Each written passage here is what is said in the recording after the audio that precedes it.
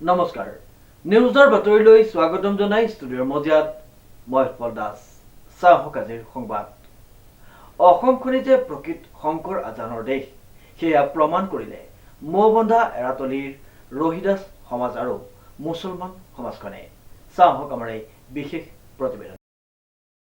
অসমখন যে প্ৰকৃত শংকৰ আজান দেশ সেয়া প্ৰমাণ কৰিলে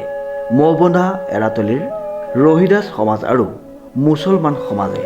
উল্লেখযোগ্য যে পবিত্ৰ ভাদ মাহৰ প্ৰথম দিনাই হৰিনামৰ ধ্বনিৰে মুখৰিত হ'ল সমগ্ৰ ৰাজ্য ইয়াৰ বিপৰীতে পশ্চিম যোৰহাটৰ এৰাতলীত দেখা গৈছে এক বিৰল দৃশ্য অসমখন যে প্ৰকৃত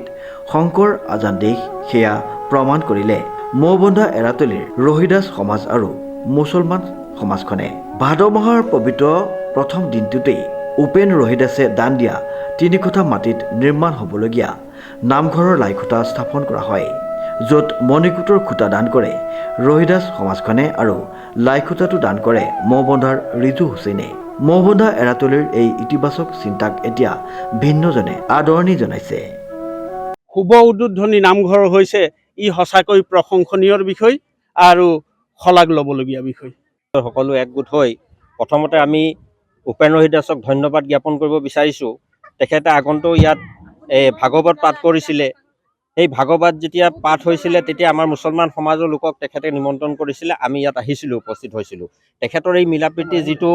প্ৰচলন তেওঁ চলাই আছে আমি খুব আনন্দিত হৈছোঁ আজি তেখেতে যি নামঘৰ ইয়াত স্থাপন কৰিলে আৰু লাই খুঁটা আৰু মণিকূট খুঁটা যি স্থাপন কৰিছে আমাৰ মুছলিম সমাজৰ লোকসকলে আহি যি ইয়াত সহায় সহযোগ আগবঢ়ালে লগত তেখেতলোকেও আহি পেলাই ইয়াত আমাৰ লগত সহায় সহযোগ কৰিছে সেই গতিকে মই অসমবাসী ৰাইজক এই মিলাপ্ৰীতিৰ এই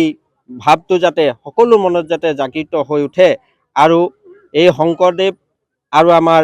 আজান পীৰ চাহাবৰ এই মিলনভূমি আৰু এই মিলনভূমিত আমি একেলগে বসবাস কৰি যাতে সকলোৱে শান্তিময় হিচাপে অসমত বৰমাহ কৰিব বিচাৰোঁ আৰু এই শান্তিয়ে কামনা কৰি মোৰ বক্তব্য মই সামৰণি মাৰিছোঁ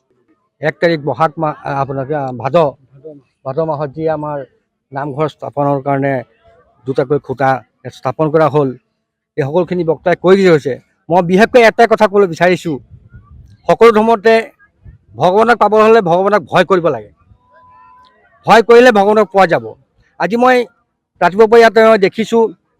যি ধৰণে শংকৰদেৱে দেখুৱাই যোৱা আদৰ্শ মতে যি তেওঁলোকে যি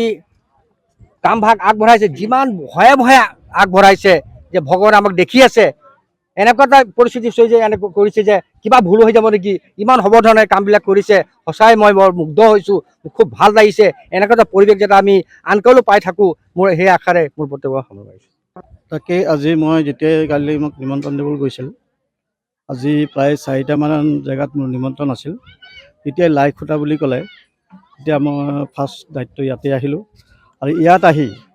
আমি সকলো মৌবন্ধা ৰহিদাস জাতিৰ যিখিনি ৰাইজে আহি ইয়াত সহযোগ কৰি আৰু লগতে মুছলিমসকলৰ যিটো এটা ইয়াত লাই খুঁটা সময়ত যিটো তেওঁবিলাকে নিজৰ এটা আল্লাহে ঈশ্বৰ বুলি যিটো তেওঁবিলাকে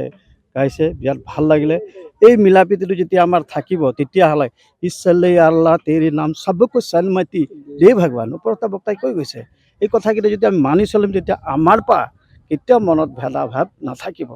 এইকেই মই কামনা কৰিছোঁ যাতে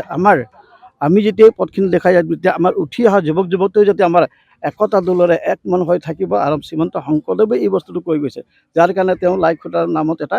স্থান দিছে যে তেওঁ আমাৰ লগত থাকে বুলি সেইটো কাৰণে সেইটো বাৰ্তা দিবলৈ বিচাৰিছোঁ যাতে আৰু ভাল লাগিছে যে 25ত আমাৰ 6, 7, 8 ফেব্ৰুৱাৰী মাহৰ যিটো আমাৰ ইমানেই ভাগ্য 16খন আঞ্চলিকৰ মাজত আৰু যোৰহাট জিলাৰ ভিতৰত অল ইয়াত শ্ৰীমন্ত শংকৰদেৱ সংঘৰ যিটো মূলৰ যিটো অধিৱেশন এই স্থানতেই পাতিব এতিয়া ইয়াতকৈ এই ওচৰ চুবুৰীয়া মানুহৰ ইমানেই ভাগ্য 4 দিন ইয়াত মানে জগমগ হৈ থাকিব হৰিধ্বনিৰ নামৰে গোটেই মানে একদম ধ্বনি হৈ থাকিব সেইটো কাৰণে ইয়াত থকা যিসকল ভকত বৈষ্ণৱ যে পাইছে তেওঁবিলাকে কোটি কোটি তেওঁবিলাকৰ ভাগ্য বুলি ভাবিছোঁ পূৰ্বজন্মৰ ভাগ্য নহ'লে কেতিয়াও হৰি নাম ল'ব